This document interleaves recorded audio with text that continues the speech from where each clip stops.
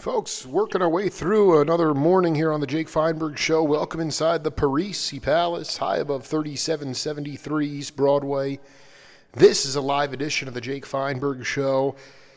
So happy to have you along with us today, and a guy that I have been trying to track down for some time. He had a major influence on a lot of my older peers and counselors at my summer camp, and he was really one of the first cats that I was able to kind of figure out that music was a healing experience and that it was danceable music. It was music was made for dancing, and sort of being a Gen Xer and being a rogue journalist. I've always admired this guy's path because he's always sort of cutting himself out of the woods with a machete, searching for new. He's an omnivore of sorts musically, always searching for new musical ground, and that's what all the real cats, that's what it's about, is always pushing yourself into uncomfortable areas and growing. And he's living down in New Orleans now, which is one of the last bastions of regional music in the lower 48. What an honor. Lo Faber, welcome to the Jake Feinberg Show. Oh, it's awesome to be on, man, and that was a beautiful intro. Thank you. Yeah, just off the top, man. It's beautiful to connect with you, man. This is important because when you went to Manhattan School of Music and you started to study jazz. Yeah, crazy. And I just want you to talk about what that looked like, because that is not. I know that with you and Dan. And it was, you still had the opportunity. I mean, jazz, listen, like Dave Liebman said this to me. He put it in the most sort of prophetic way. I mean, even through the 70s, jazz was basically a black subculture. And, the point is it's street music, all right? And there was still an opportunity to learn on the street, even though you were going into the academy. Today is very different. There's not a lot of clubs. There's a lot of pay to play. I mean, like Kenny Burrell said, you wind up having instead of going to Slugs on the Lower East Side, I mean, you're having a jam session in the cafeteria with the rest of the students. So what did that jazz education look like for Lo Faber? Well, the first thing I have to say is that I've never got good at jazz, and I'm still not good at jazz. I can't play jazz. So whatever I got out of that education, the ability to play jazz was not it. And that's fine, because I guess what I'm talking about is just like experiential learning, as opposed to just it was pre-internet. There was not everybody had a book out. I mean, maybe, I'd like you to talk about the experiential learning you got on the bandstand, even though you were essentially going to the academy. Sure. So for me, it was just because I needed to be pushed further, and I needed to expand my horizons in music in general. And it just so happened that a jazz program was the place that you could do that at that time. This was mid-1980s. And as you might remember, I grew up playing country music and bluegrass music because of the way I grew up with my mom. As my mom was a mandolinist in a bluegrass band. I started off at age 8. Banjo was my first instrument. And I literally played nothing but bluegrass for like my first 5 or 6 years. And then, I'm a teenager, I got to get into the rock and roll, and I got into the Beatles, and I got into the Dead, and I started playing that kind of stuff in bands in high school and stuff. And then you get to a certain level in that genre, and your ear kind of gets thirsty for more, and you get thirsty for more challenges in terms of musicianship in your ear, your awareness of harmony and stuff. And so those paths kind of lead to studying jazz, because it's a challenge and it's a stretch. It's just like doing heavy lifting. It's even if you're just going to play golf, it's good to do the heavy lifting, work out. Is that a good analogy? I dig it. No, but I got to be honest. I'm not saying Lo Faber is gonna, bring me back to, Freddie Green or Django Reinhardt or anything like that. But you really could not ask for a more burning improvisational music to sort of grow up on than bluegrass music. You were steeped in improvisation right off the bat. Absolutely. It was in my mind from the very get-go that music was improvisational, and it was a group thing. And that was from watching Bill Monroe and Flatt and Scruggs and many more obscure bluegrass artists, and my mom's band, of course. I'm always fascinated by this, because I've over the last 8 years I've interviewed Bill Keith and Peter Rowan and Richard Green and all these guys that were in part of different iterations of Monroe's bluegrass band, and I just caught a hang. I got a hang with Del McCurry when he came in here. Came to Tucson with David Grisman, and he mentioned that Monroe actually had started playing in the late 40s, which blew my mind, and I kind of early 40s. Yeah, the point is that it's like timeless, and I ask you. Because I think it's really important today. A lot of younger cats that are less secure, they've had less bandstand experience. A lot of times I hear them, the rhythm section is, where's the one? Where's the one? Where's the downbeat? They're very focused on where the one is, and it's like in bluegrass music there really wasn't a traditional trap set, so you really had to develop your own inner time feel. And I just want you to talk to the peeps out there, especially younger cats, how you went about developing your inner time feel. Like the late, great John Abercrombie told me, he goes, if you don't have time, you're not going to get a gig. You can have as many chops in the world, but if you don't have good time, you're not going to get a gig. How did you develop your own internal time feel? And was, looking back on it, not playing with a traditional trap drummer maybe a blessing for you? Yeah, I still really love playing without a drummer, and that's what I'm doing right now on a duo tour with TP. And in bluegrass, the roles of the instruments are preset. So the mandolin is usually playing the backbeats, and the acoustic guitar is usually playing like a boom chick, where you're playing a bass on the downbeat and a chord on the backbeat, and the banjo's doing like that, one of those scrub picking rolls, sort of. Just reinforcing all the 16th note feel. Right. So it's multiple people. The technical term is polyrhythm. You're making a polyrhythm, and the same principle applies. If you're playing funk, and the bassist and the drummer and the electric guitarist are interlocking, each playing an independent part. So yeah. No, I think any kind of music, it's wrong to say the time is just going to come from the drummer. Sorry.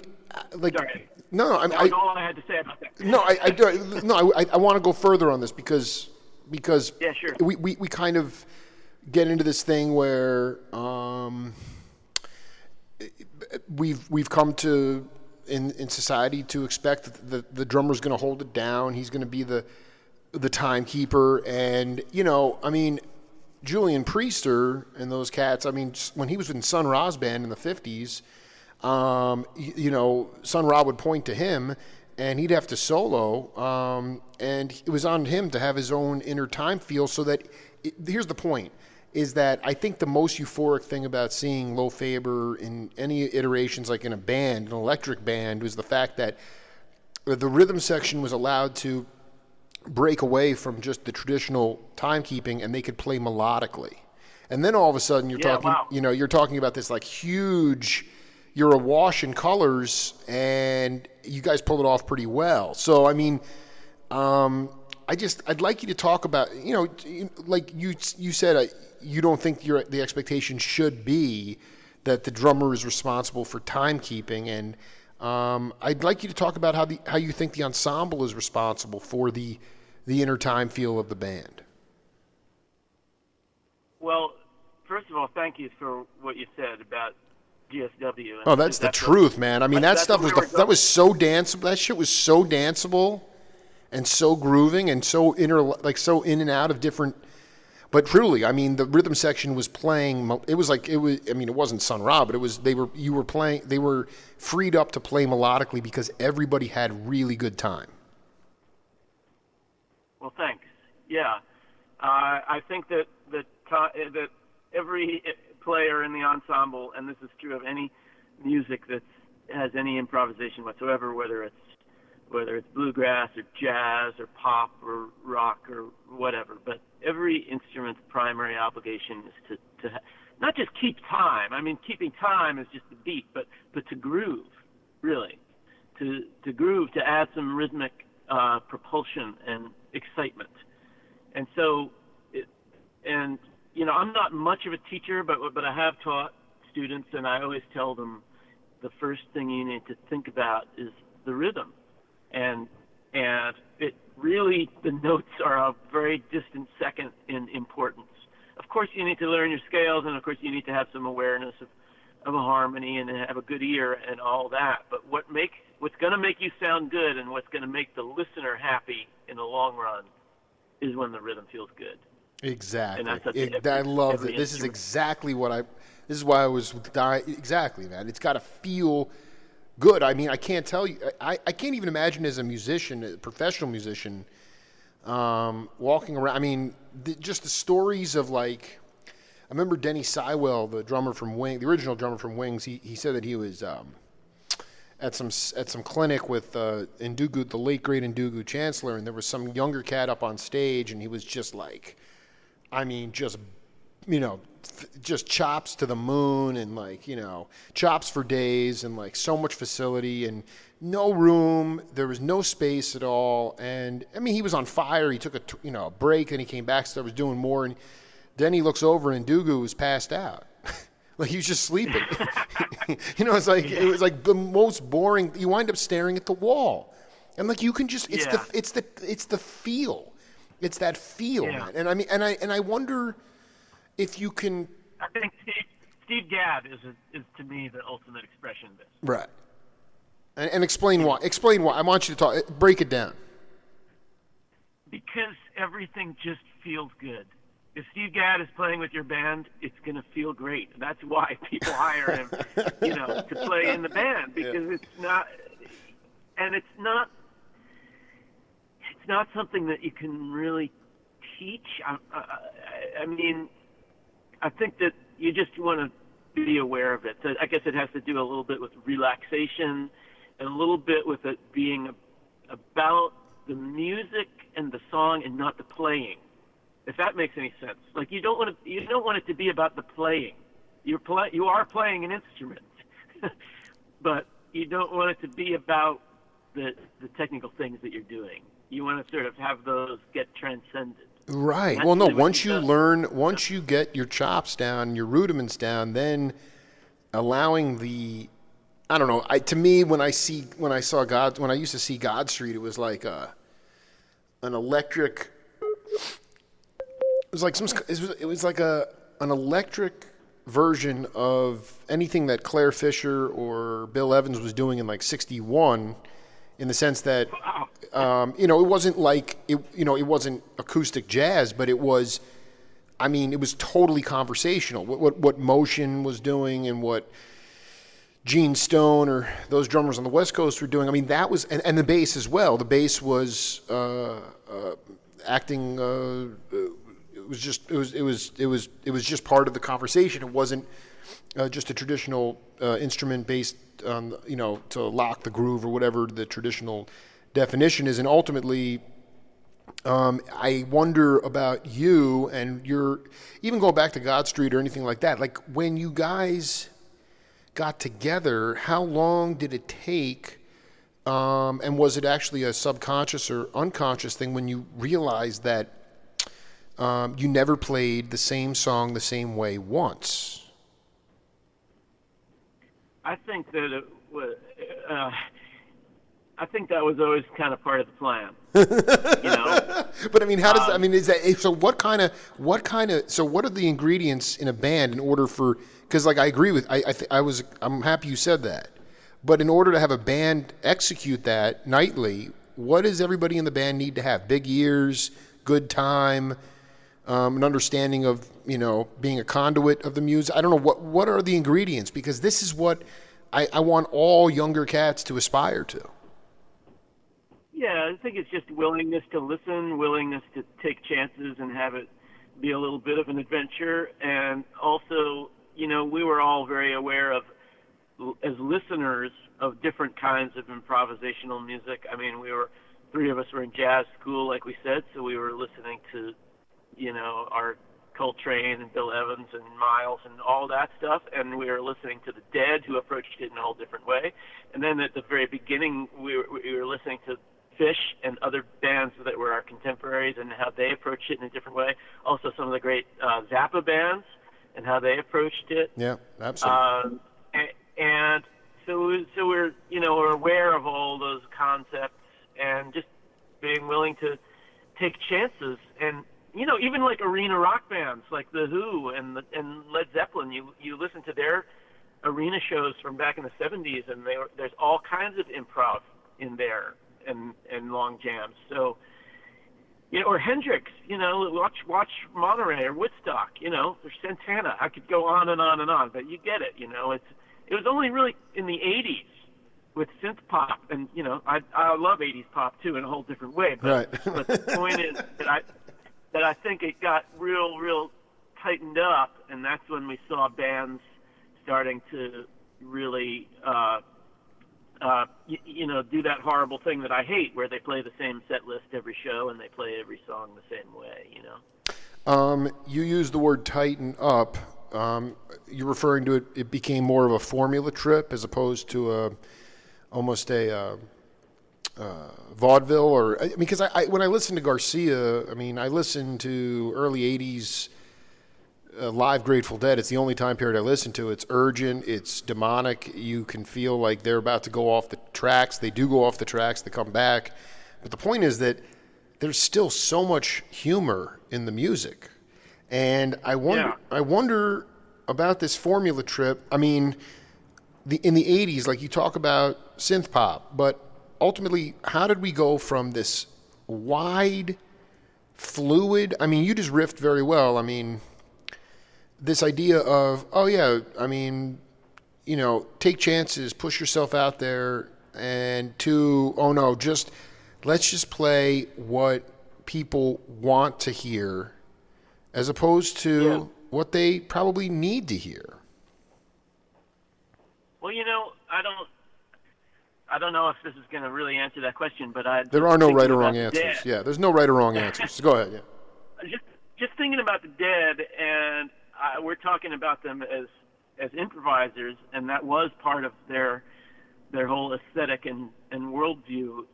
But the Dead also had such great songs, and I loved the Dead when they were not jamming, on albums like American Beauty, when it was just the song. Right. And I've been thinking a lot about this lately because they're just so great, and that's really why they live on in so many cover bands and Dead cover bands and tribute albums and Dead and Company itself, because those songs are so deep, and you can listen to them over and over again, and they are vehicles for improvisation too, and they can be taken in a lot of different ways, but that's just really the hallmark of a great song. So I think one reason why the Dead had such a big impact on me is that they were they were both things, really. They were improv based, but they were also song based, and they somehow managed to combine those two things. Rest in peace, Robert Hunter and John Perry Barlow. Those guys were. Yeah, right. I'm not really. Right. It's interesting because I just did my third interview with Justin Kreutzmann, Billy's son, and he said that that Jerry never wanted Hunter to sing him the chord changes with the lyrics that he had written, because it would take him months to get that out of his head. The only chord changes I think he kept from Hunter was it must have been the Roses. I found that to be incredibly interesting.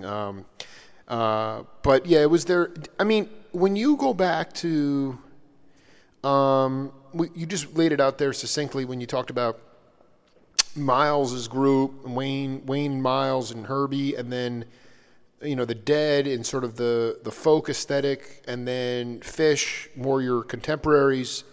But I just want to nail it down. I mean,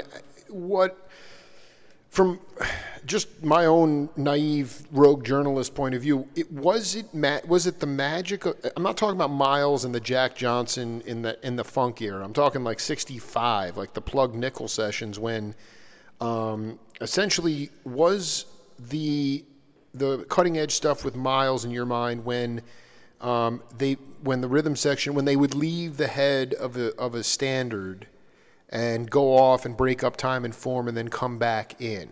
Did you get off on that kind of stuff? Not that you tried to emulate it, but was that the hard? I mean, I think I was just in awe of that with my jaw on the floor, and and no way was I going to try to do it. I mean, I was like, I could listen to Kinda Blue, and that album is much more approachable. The tempos are slower, everything is so clear, and it's why it's so popular is because it's almost like a pop version of a jazz album. It has the universal appeal. But by the time you get to the Plug Nickel and Four and the Wayne era, right, and they're just in a whole other universe. And that, I mean, I can kind of hang as a listener, but I really can't hang there as a player. No, Lo Faber, dude. I mean, let's not put you. You're doing. Listen, nobody's going to be able to hang with Wayne Shorter. Okay, like I mean, these cats are in. No, I don't need to put that on my shoulders. No. I mean, and actually, Larry Klein told me that the story. Ron Carter told me a different story, but Larry Klein said that the most magical thing about that whole Plug Nickel sessions was that Herbie, they were getting bored to death of the. It was kind of becoming a formula trip for them in some way. So Ron, Tony, and Herbie took a blood oath and said, listen, when we get to one of these tunes like My Funny Valentine or, a standard like that, we're gonna take it out. We're gonna leave once we leave the head of the tune. Let's just take it out. And they didn't tell Miles this, and they took a blood oath.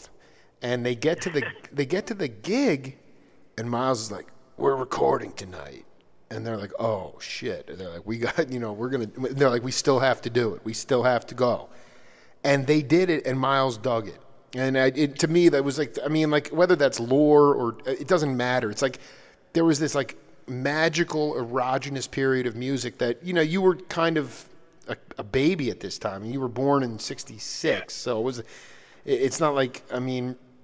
But I guess going back to the infancy of God Street, how was it that you guys were able to get gigs? I mean, like Grisman said, in order to have a band, you got to have a gig. I mean, Old and in the Way had gigs because of Garcia's popularity. How did you guys establish a touring circuit? Well, in college. And we started playing bars in Manhattan, and we started off playing this place called the Nightingale, where Blues Traveler and Spin Doctors were playing too. And it took a long time. We played many nights there in front of about 8 people, and then very gradually a crowd started turning up. Wow! And it started being packed, and this is like over like a 2-year period. And then we started to, we sort of graduated from the Nightingale to the Wetlands.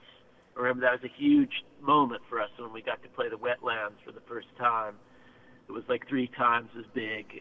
And then by that time, too, we were starting to get out of town, just playing in a sort of 2 or 3 hour radius of the city.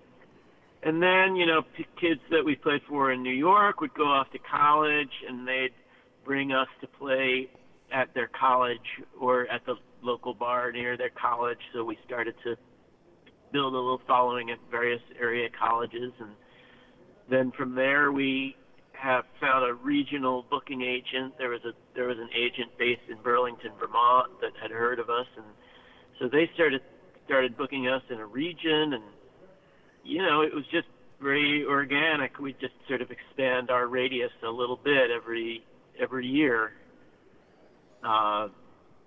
and that's.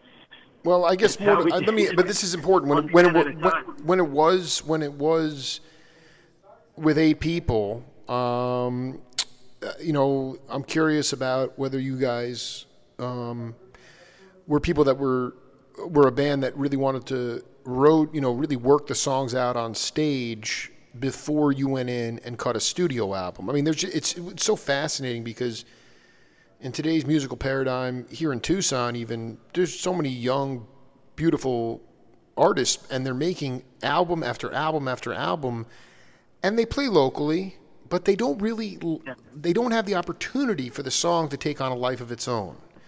How did those songs on the albums feel like they were road tested long before you went in the studio? Am I right or wrong about that?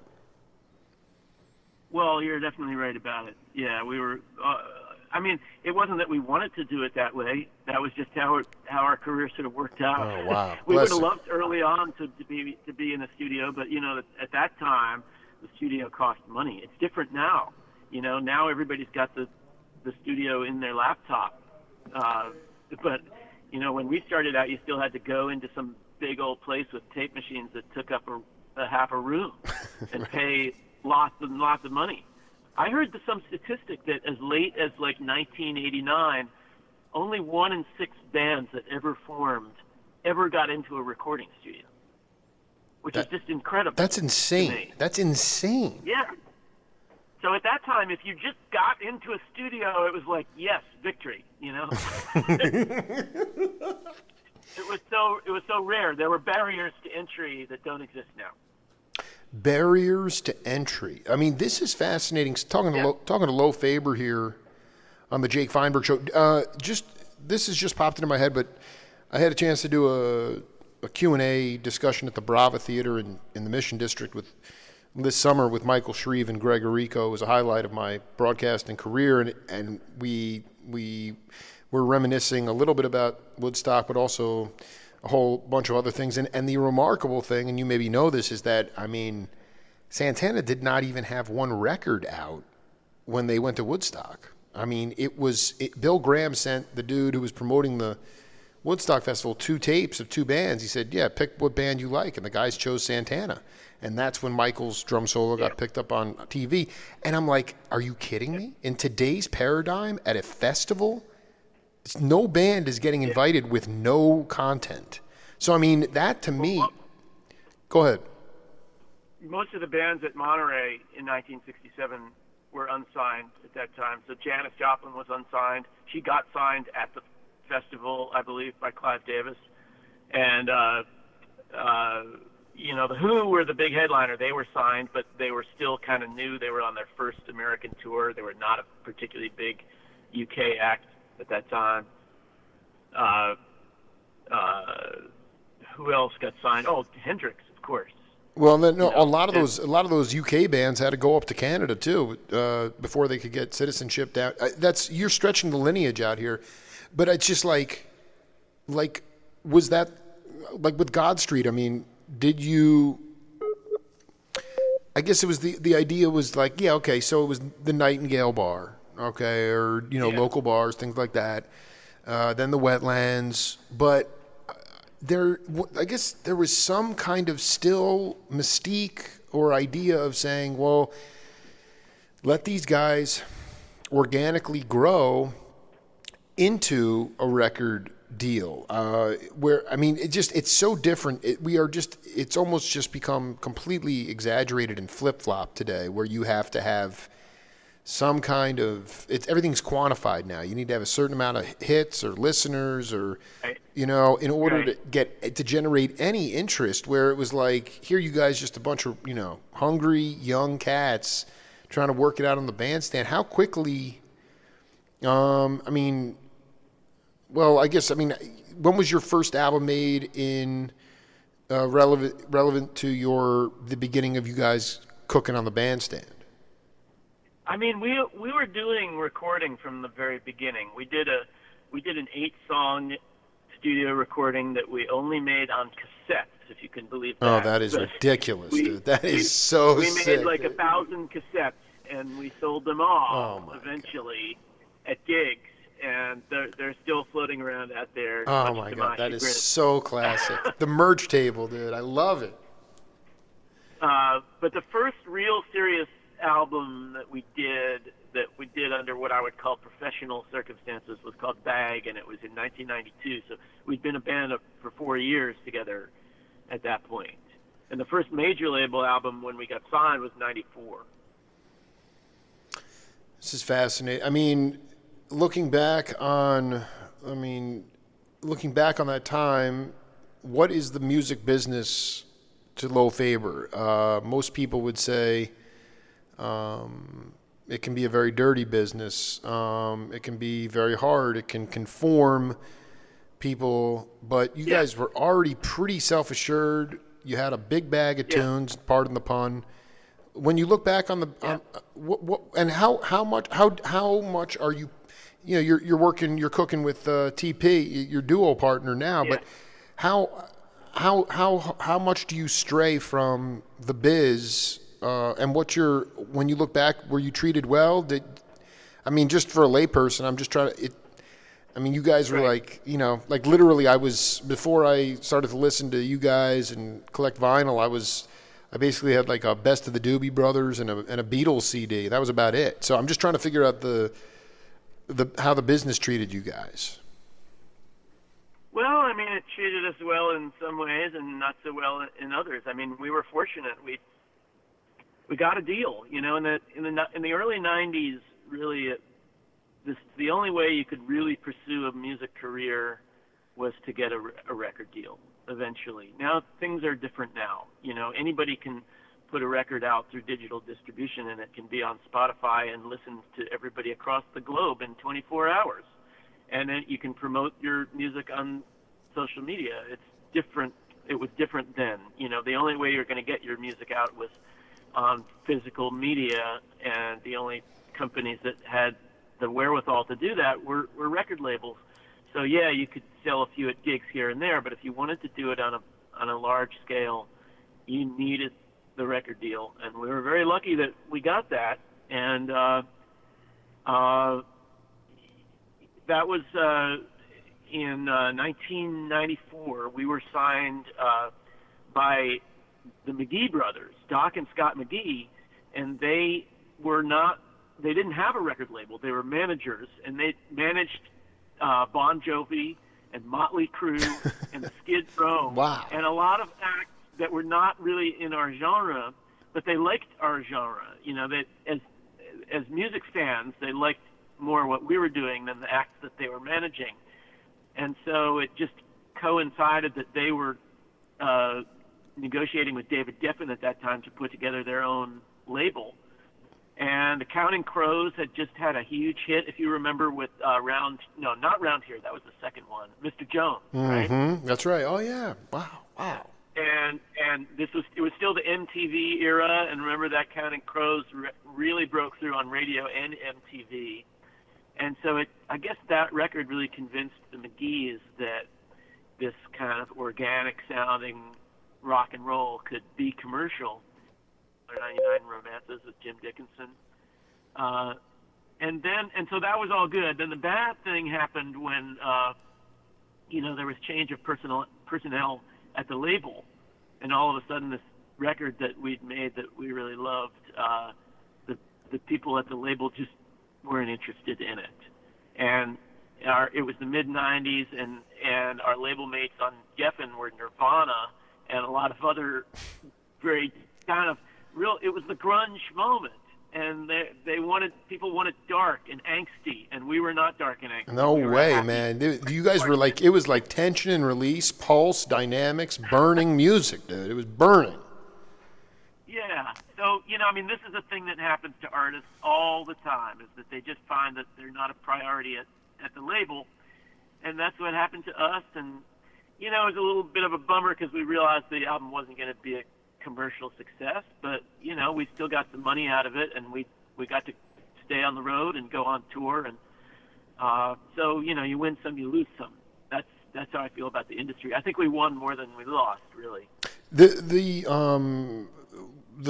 album was $1.99 Romances that they didn't. Which one? Yeah. Okay. Yeah. I mean, well, I'd like you to. How have you dealt? I mean, obviously you're a pretty bright cat, but a lot of smart people succumb to the. I mean, how have you dealt with the adversity? Because that story of your band is tried and true with so many people. 1 minute you're on fire with a budget, and you think you're moving, and then there's some kind of overhaul at the administrative levels, and people come in with different agendas, and next thing you know, you're dropped. And I mean, it's like, how have you modulated the high highs and low lows, and how have you had to recreate yourself as a musician? I think your rudiments don't go away as long as you keep shedding, and you get better over time, and your voice changes. But adversity and reinventing yourself is like a major issue with authentic creatives. And I just was wondering if you could talk about how you have dealt with that over time and lived, in many different bags. Well, I mean, I have to say, Jake, I don't think I've really had a lot of adversity. I think I've been very fortunate in so many ways, and as far as reinventing myself, I'm trying to do it now. So maybe let's talk again in 6 months or a year, and I'll let you know how it went. I went off and I was a college professor for 10 years. Yeah, I did. I was going to touch. Well, listen, I want to be very clear with you. I have connected and become dear friends with some of the nastiest old school musicians in New Orleans, and maybe you're friends with them already, but I'm talking about like guys like Johnny Vidakovich and people like that. And I would love to be able to connect you guys to at least play together at the Maple Leaf. I'm so stoked. I just went to New Orleans for the first time last year, and I've been there 3 times, and I'm just like, this is the most badass. I mean, it's obviously changed, and it's different, but it's still fucking really great, amazing. Man. It's really amazing. It's an amazing place for music, and it's an amazing city. It's an amazing place for food. It's great weather.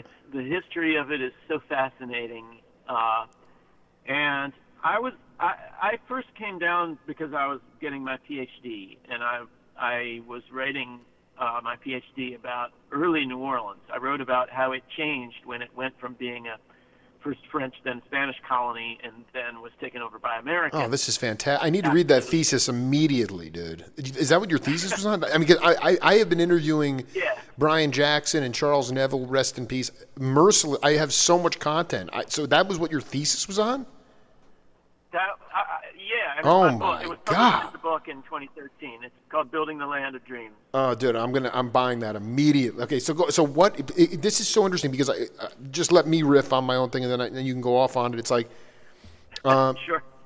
Like, from what I understand, well, first of all, Napoleon couldn't penetrate Haiti because of Toussaint Louverture and the power of the drum. Yeah. And then the French didn't have as harsh brutality towards the slaves, and so during the Louisiana Purchase, they sold it off to the I don't know the colonists or whatever. But then the Congo Square came in, and I just remember Bill Summers talking about just for that release, they would let the slaves play drums in that Congo Square, and then they'd shoot a cannon off. They'd shoot a cannon off, and that was meaning that you better get back to your plantation now or wherever you were. I'm curious. I'm curious about how the music changed The floor is yours. Well, first of all, not about music, but that whole notion that the French slave system was somehow more mild or benign, I really argue against that. Explain why. Explain why. This is because I dedicated my show to this. So please explain. Yeah, well, because the main French colony was Saint-Domingue, which later became Haiti, and it was the biggest sugar producing colony in the world, and it was the wealthiest colony in the world, and it was the site of the first slave rebellion in the Western world, and the biggest slave rebellion, because the system of slavery was so incredibly harsh, and it was killing. I mean, the average slave in Saint-Domingue lasted 10 years working in the sugar fields, and then they had the revolution in 1791, and then Napoleon decided they were going to reimpose slavery in Saint-Domingue after 10 years of emancipation. Wow. That they were going to re-enslave everybody. And Napoleon supposedly said, I'm for the whites because I am white, and I have no other reason, and that reason is good enough. I can't tell you if that's really a direct quote. No, but dude, wait, hold on for a second. So, and then, but he's sort of directing traffic from Europe, right? And then, because when does the whole thing come in? When he's like, when does Toussaint Louverture come in with the sticks and the rocks and the dirt and the sand, and the French can't? That was in the 1790s, and then in 1798 or 99, 1801, Napoleon sent his brother-in-law Leclerc with an army to subjugate Toussaint Louverture, right. And they did capture him, and they brought him back to France and imprisoned him, where he died in prison. But they couldn't re-enslave the island. Wow. It was a disaster, and many lives were lost, of course, through that misguided attempt to reimpose slavery. And then Napoleon said, I got bored of the whole thing. I'm just going to go invade Russia instead. Wait, hold on. This is so... Dude, Lo Faber is on fire. Right? I just want to be clear about something. The French would not... Before 1790, or when the slaves were fully ensconced in chopping up sugarcane, and they had 10-year lifespan, they really couldn't reproduce, right? I mean, that was the whole point. They couldn't even continue their people. That was and you're saying that because it was too harsh, and that was because of the difficult conditions of the work, but it was also because of disease. In the United States, or what later became the United States, in the American South, Virginia, and the Chesapeake region, it was very different. The slave population started to grow through natural increase. And, I mean, historians have posited many reasons for why that might have been so different, because it wasn't as though that was a mild regime of slavery either. Exactly. But the environment was better, and there was less disease. So where does the myth come from? I mean, Brian Jackson, probably one of your heroes with Gil Scott-Heron. I mean, he just, is there any validity to the idea that in truth the French felt like that they had lost control, the mistrust of the drum, they were freaking out, and that when the colonists took over the land, that they were going to institute harsher. I mean, because Charlie Neville said if you were caught as a slave, if you were caught with a drum, you'd have your hands cut off. I don't know if that's true, Jake. I can't speak to that. Okay, no, I mean, what I'm saying is, is there a way for you to touch on, if at all, musically, how the history of New Orleans? I mean, John Hendricks said, the late great singer told me, he's like, without the Sicilians, there'd be no jazz in America. I mean, in some ways that Well, the Sicilians are a huge part of New Orleans. There's no question. exactly, and that's where so you're the one. I'm. This is really in my bag, and clearly, you're. Yeah. I'd love you to keep riffing on this. This is really important stuff. So, I mean, how did the music change, and what exactly was your thesis? What was it about? Well, I mean, it wasn't really about music, which a lot of people are surprised that I didn't write about music. But it was more about what we were just talking about the change of regimes and the politics of it, Wow. and how it affected the future of the region. But I didn't really touch on music that much in it. But just to address that, I'll just say that it was always very multicultural because of how distant it was from whoever was ruling it. So first the French were ruling it, then the Spanish were ruling it, and then it was the United States. But Washington D.C. was far, far away. So there was always a lot of local autonomy, and there was always a lot of different ethnic groups in New Orleans, and there were French speakers and Spanish speakers and English speakers, and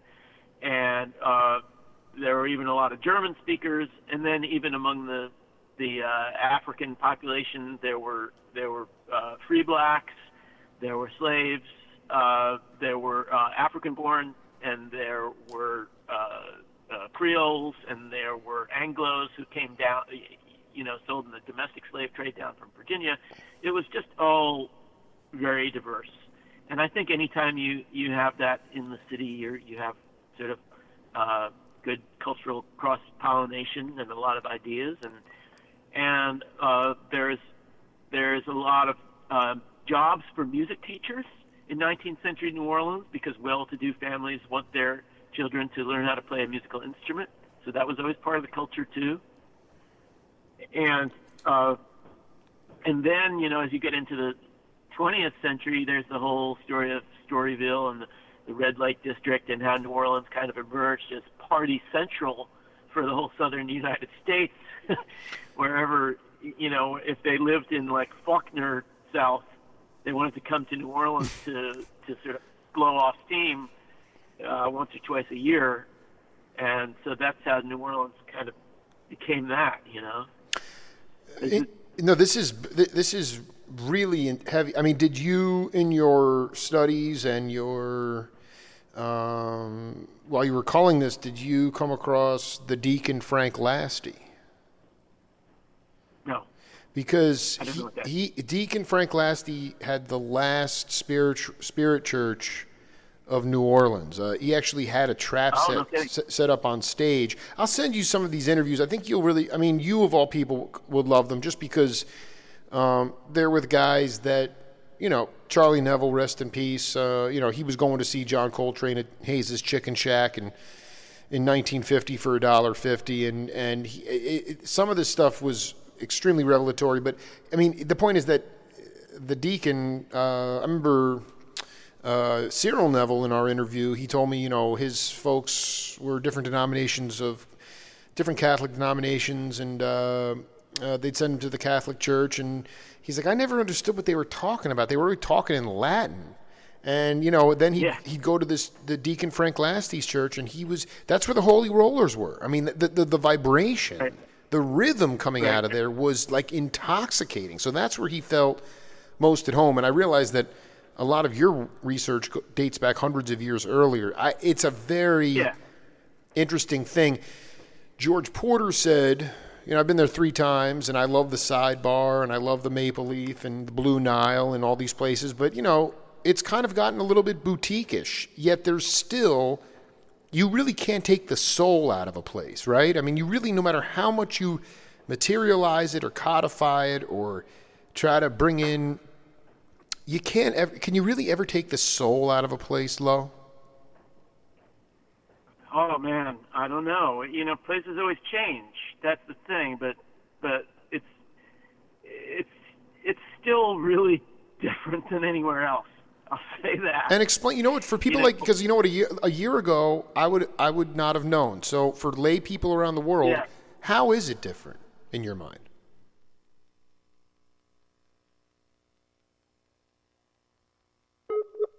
It lost, maybe about 25% of its population. So it's a fairly small city, and yet on any given night there will be live music in 60 to 70 venues.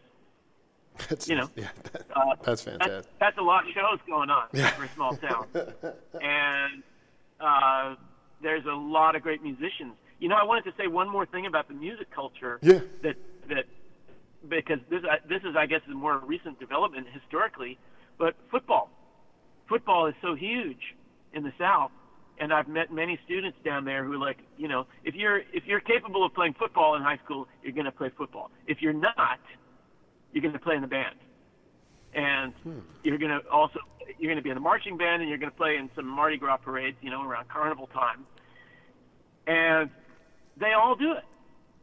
It's pretty much the choice is you're gonna be on the football team or you're gonna be in the band. Wow. And there are so many. It's very different from where I grew up, where you could just kind of opt out of all of that.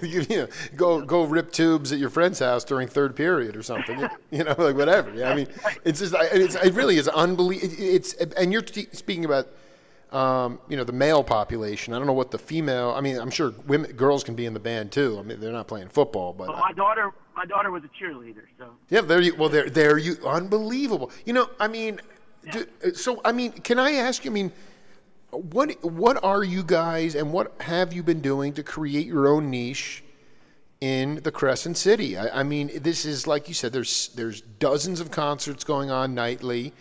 There's a multitude of ridiculous musicians.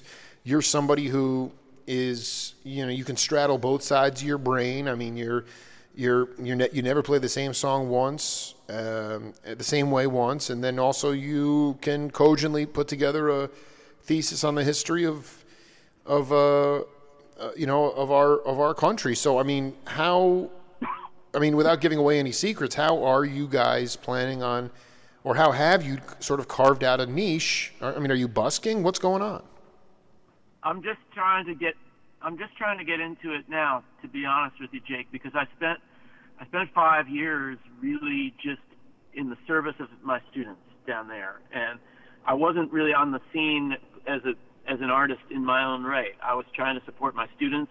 I was setting up shows for them. I was directing bands. I was consulting with them on their careers, and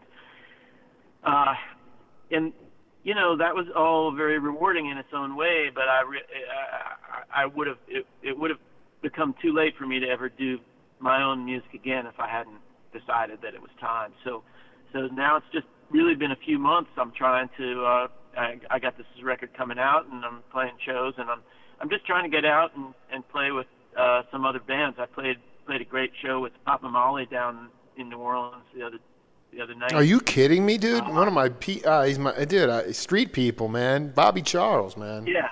That's freaking amazing. So actually, speaking of Robert Hunter, that was one of we did a Robert Hunter tribute show. I got to sing Broke Down Palace. It was great. Oh my dude, that is sick. I'm so psyched that and you know what it is. You were devoted to your students. And that sort of karma, the dharma that you were generating at that time, will create incredible karma for you in the world of melodic improvisation.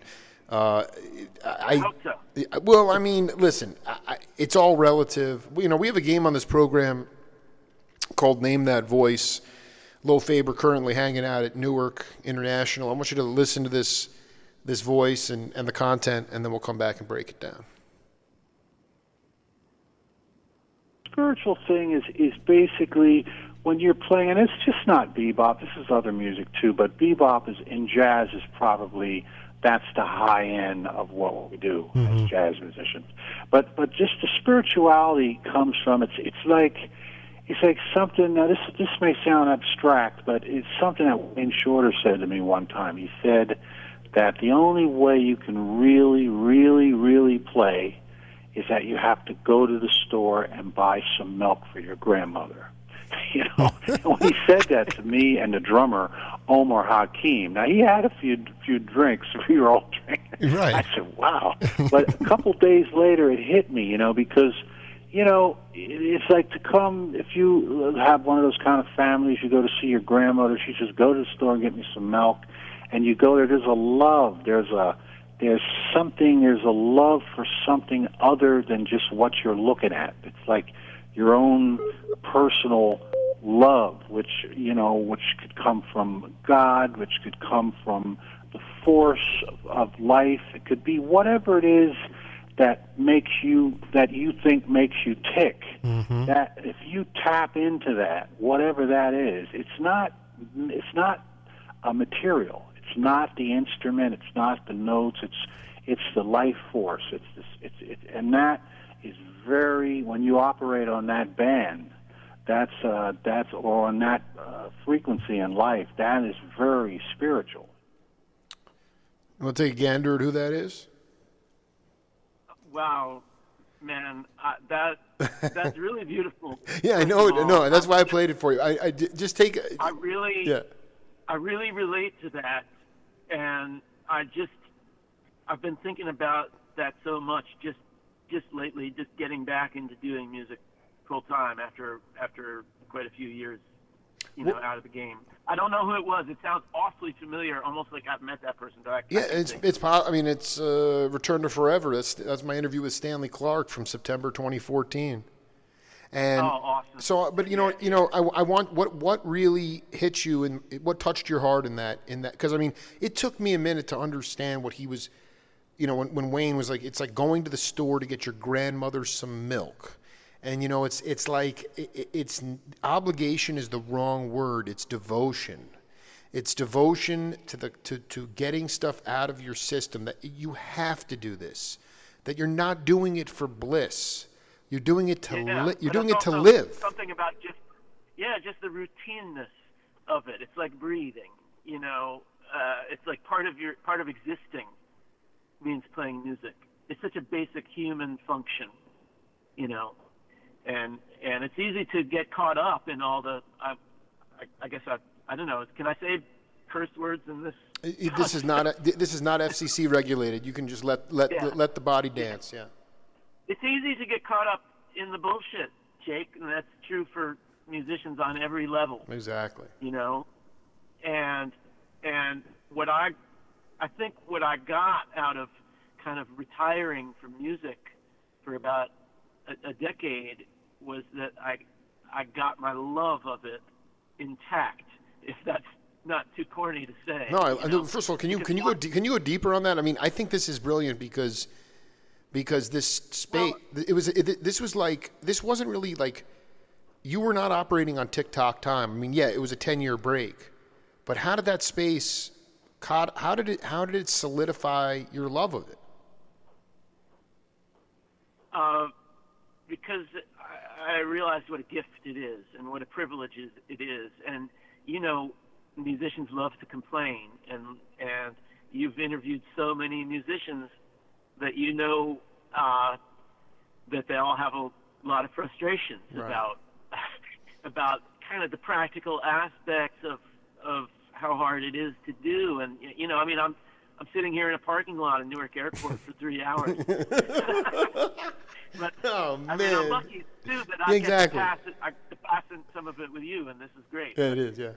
But no, I just and also seeing my students do it. Seeing 18 and 19 and 20-year-olds do it, and yes, there are many hard aspects of being a musician, but God, there are hard aspects of everything you do in life. And I always used to tell them, look at the sanitation workers picking up the garbage in the morning. Do you think that's an easy job? But do you think they have the mental and psychic and spiritual rewards that we get from playing music? I don't think so. No. So God, appreciate every second you get to play music or even listen to music. It's so great. And nowadays I'm never not playing or listening, but some musicians, man, I tip my hat to them. They go 20, 30, 40 years and they're playing constantly and they never lose that. You strike me as like somebody who's obviously, like you learn it, you're not taking shortcuts, but there's like a revolution of consciousness that is sort of bubbling beneath the surface in this time that we're living in, I feel. And I think a lot of it has to do with extension of musical vocabulary, which I believe has been stifled for a variety of reasons. One thing has to do with just, this incessant need to label or brand genres of music, because I just think it's all music, and then the subjective part is either it's good or bad. And I've asked a lot of the, like, Chuck Rainey and Ron Carter and Stanley Clarke also. Can you talk in a band context the best way to increase the expand and increase the vocabulary of music? You mean for yourself as an individual, or are you talking like on a sort of our society? Yeah, like where I mean, like where the expansion of like post bop, hard bop to what became known as like Weather Report or Oregon. Like sort of the extension into like a new vocabulary as a unit. I mean, I used to think that that rhythm sections were completely responsible for that, but in fact that they can. What Ron Carter told me was that they can set the table for the soloists who hopefully will bring what he called their kitchen sink solos to the bandstand. And I'm just sort of like trying to figure out, in your mind, how do you go about doing something or expanding the vocabulary of whatever music you play within a group? Man, that's a tough one. I think that's kind of the lifelong challenge, and whoever you're playing with, and whatever the context is, whether it's live or in the studio, what kind of venue you're in, what kind of room you're in, what it sounds like, who's sitting there in front of you, that all plays into it. And I guess, the best thing you can do is just try to be in the moment and just trying to go with it, whoever you're playing with, whatever the context is. I'm real optimistic about music in general, in the moment that we're living in, partially because of my students and my experience with so many amazing young musicians going in so many different creative directions. It's always changing. It's very influenced by technology. So technology is opening up some new things that people can do, and then other older skills are kind of eroding. But that's just always happening, I think there's so much creativity out there in making music, and it's an amazing time to be a musician because you really feel like your ass is kicked in so many ways by so many different cool musicians and ideas that are out there, Well, and then also the dudes, I mean, Train and, Elvin. Well, Elvin's not a good example, but I mean, so many dudes died so early, and so many of the Shaman cats are still alive and still with us and still playing. So there's a bridge, that lineage, at least the links in the chain, can still be passed forward.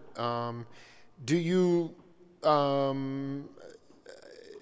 do you balance technology with human music? I mean, I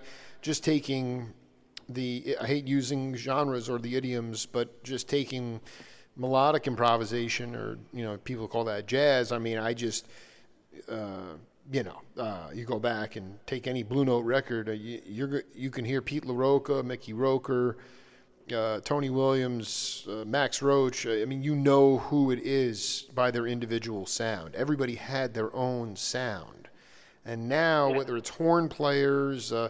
You can tell. Gary Bartz is like, I can tell when certain cats come out of certain schools because they wind up sounding exactly like their professor. So my feeling is like at a macro level, when it relates to instrumental improvisational music, there's a homogenization of sound. And I wonder that's a good point. Yeah, I mean, it's just sort of from my, it's just, I can't tell who anybody is anymore. And what would be your?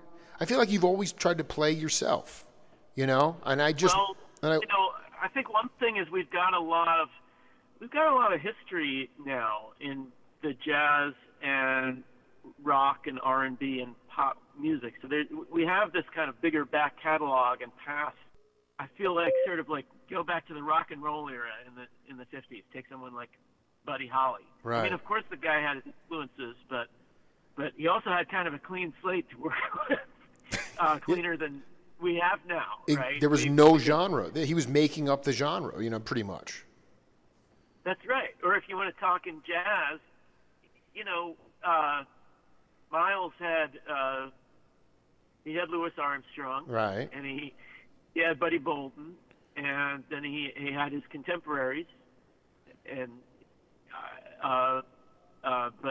but now, for a young jazz player now, there's so much you got to know and so much you got to be aware of, and it's hard. It's a different challenge. So it is harder to be as unique or iconic, maybe in some ways. You know, we may not have another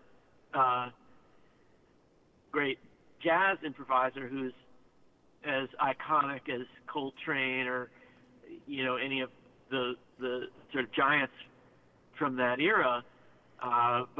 But the flip side of that coin is you have many players with a really deep and nuanced, kind of multi-layered awareness of all these different eras, you know. So, you know, I don't know. I'm an optimist by nature. No, I mean, look, I listen. First of all, you've also been working with younger cats, and it's been pretty cathartic to get hip to my peer group after interviewing so many of the graybeards and the shaman cats and the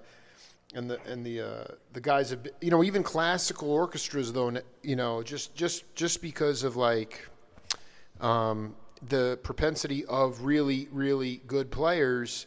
I just, you know, the magic of music is being able to hear your truth or the person's truth. And, you know, I applaud and tip my cap to Journey and Tower of Power and Steve Miller Band and all these groups that go out on these like prolific summer tours and make millions of dollars to play the same hits over and over for baby boomer generation, and that's cool. I mean, that music is great. Yeah. But I also I just saw Bad Company and Leonard Skinner in Vegas, and you know what? They blew me away. Really? They blew you out of the water. They blew you away. Oh yeah. Oh, I was not expecting that, but they really did. They sounded great. You know, this is just in our. I mean, Lo's got to get. Oh, Roger, voice. Dude, I mean, that is so You are an optimist by nature. I mean, the thing that I love the most about, you know, could be the gospel Dylan session, the live shows he did with Fred Tackett and Keltner and Tim Drummond and Spooner Oldham, or it could be the early 80s Grateful Dead, or it could be anybody really, you know, 70s Miles Davis from the Fillmore, whatever. Right. I am fascinated, and also very much when I'm in the audience, there's a sense of urgency to the music, as if it's almost life and death. And I wonder, and as an audience member, I remember Michael Shreve telling me, he's like, well, how do you expect the audience to go there if you don't go there as a band first? And I actually feel like in this paradigm that we're living in, with all the multisensory distractions, with all the cell phones, with all the sort of, you know, the sort of gadgets and wizardry, that it's almost imperative for the audience to bring a fourth quarter, you know, it's Mark Gastineau's birthday today, so I'll just use a football analogy. Mark, you know, it's like a fourth quarter, you know, down 10-7, and you're going to be blitzing off the end, and it's that kind of urgency that you got to bring to fire up the musicians, because the musicians in some ways are playing, it depends on the band, but you want to bring a sense of urgency to the band to fire them up. You know, I mean, and I just wanted to know how you learned in God Street to, I mean, play as if your life depended on it, because that's the burning nature and the healing nature of spiritual music. our life did depend on it. You know, we just wanted to do it so bad. You know, it was just one of those things. We were just desperate to be out there doing it. No, none of us more so than me myself. You know, and I'm still the same way. Did you know Neil Casal? No, I know who he was, but no, I never met him. I'm curious about if you can talk a little bit just about the fact that you have been somebody who's been a road dog, been through the trenches, also a mentor to younger students, and now going back in. You know, the real struggles that people deal with as it relates to being almost too sensitive, being too giving, and then not leaving enough room for themselves, so ultimately they drown. And how you've learned to self-preserve, and you know, if you want to make how aware you are that it is a chronic issue amongst true creatives, depression and addiction. Yeah. Well, the touring part is, you know, I did the excess stuff when I was in my 20s. Right. Got it out of your system. And you know, that's when you can do it, sort of, I think. And then I got out, and for me it was because I had a daughter, and I didn't want to just be on the road and miss my child growing up, you know. And I knew so many musicians who are just on the road 8, 9, 10, 11 months out of the year, and it's a hard way to live. And you know, you drive 6 hours and it's grueling, and then you're tired and you don't eat well, and then you play a show, and then after the show it's like 2 a.m. and you have all this adrenaline and right, you're up to. I mean, it's like, where are you going? I mean, I can't even. I can. So I mean, but I mean, now it's more like the early, like Chicky Wawa with Papa Molly and I mean, I guess are you looking to just, you know, stay regional for a minute? No, I'm looking to tour. I'm really looking. Oh, this is fantastic. Lo Faber's on. This is great. Yeah, we're playing in Virginia tomorrow, North Carolina the day after.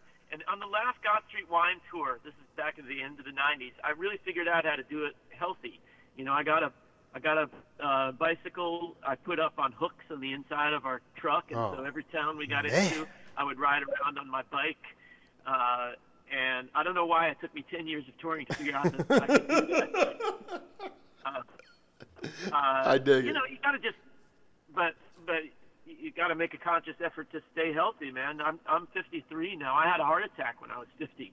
You know, bad genes. It runs in the family. Sure. But so now I got to take extreme measures to keep myself healthy, keep my mind healthy, keep my voice healthy, keep everything healthy. Before I let you go, I actually don't think I ever saw you guys there, but I did see some. This is almost like, you know, places like the Chance in Poughkeepsie, and there were just like these like cool, you know, sticky barroom places that you guys eventually got your tentacles into. And one of them was a place where my counselors, in 92 or 93 at Camp Scatico, I was 14 or 15. I wasn't old enough to go out. And my counselors would just come back, you know, just after, 10 sheets to the wind. They were on fire, and after these incredible God Street shows, or they'd be going to the wetlands, taking a couple days off, driving down to the city to see God Street Wine. And I'm like, but the place that was where it really birthed was the Rhinecliff Hotel, which now is a 5-star hotel, as you probably know. I haven't been up there recently, but. Can you just tell me a great Rhinecliff hotel story for God Street Wine before we wrap up here? Oh man, I mean, it was a magical place. Did you stay there? Like you played, like that you had rooms there? I mean, how did they paid you? No. How did it work? I mean, just break it down. I think some of the other guys in the band might have actually slept there, but I never did. But it wasn't really a hotel. Like, there were a couple rooms. But so Right.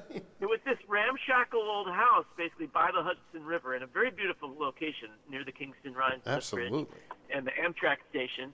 And it was still there, Jake. Yeah, I'm here. No, I'm here. I'm here. Yeah. Go ahead. Yeah, Ed was a veteran of the Battle of the Bulge, and he was the sweetest guy you could ever imagine. And he booked the bands himself, starting when he was about 80 years old. And every band, whether it was packed or whether there's nobody there, halfway through the night, he would come dance in his tie-dye. I just love this shit, man. And Ruth, his wife, tended the bar. And, you know, on nights when it was really crowded, it would take a long, long, long time to get a drink. And, yeah, that's right. All the bands had to work the door themselves. There was no employee to work the door, so you had to bring someone who was going to charge people at the door, and you got to keep 100% of it. And there were no free drinks, no hotel rooms, nothing. He gave you 2 little drink tickets, which were, in practical terms, unusable because you couldn't get to the bar anyway. Right. Holy shit. We would, like, after playing there for like 4 years, we were like, Ed, do you think that we could have like a case of beer that we by the stage, because we just literally can't get to the bar? He's like, no, here's your 2 drink tickets. 2 drink tickets, dude? Wait, you're telling me that this guy was a Battle of the Bulge, but he was like, he became fully ensconced with like the jam band music? He was kind of a hippie almost at the end? Oh, yeah. I mean, you know, the hippie generation and the greatest generation, they weren't too far removed, right? And then there was that back patio that was pretty. You probably at least were able to go out there and relax in between sets, you know. At least there was some open air. That place was just epitomized the greatest Americana that I could remember. And now we are living in the 21st century, and it's like some, you know, real 5-star deal, you know. But it was it's symptomatic of the changing times. And that's one thing about New Orleans, man. I don't know what part of town you're in, but it still reeks with authenticity. Some of it does. I mean, obviously Bourbon Street's a little bit, blissed out. But I think that, Lo, listen, I can't wait to get back there. And please let me know. And you got to come to Tucson if you want to come. 191 Tool is a great venue for you guys if you're doing duo work down here. And it would just be, it'd be great to connect with you in person, man. I mean, we just cooked for 80 minutes. So that was a ball. Do it. Yeah, man. Thank you so much for having me. You know, it really means a lot. I'm trying to get back out there. Hey, man, I'm transcribing some of these stories and blowing them out on new media, dude. You got your best friend in the world right here, dude. So just keep it happening, man. That's awesome. Yeah. Much love, Lo. Listen, have a safe trip, man. We'll be in touch. Thank you, sir. Take care, brother. Peace. So long. Yep. God Street Wine. Thanks to Scott Rosica for listening in. That's it for the Jake Feinberg Show today. We'll be back tomorrow on Power Talk. Until then, peace.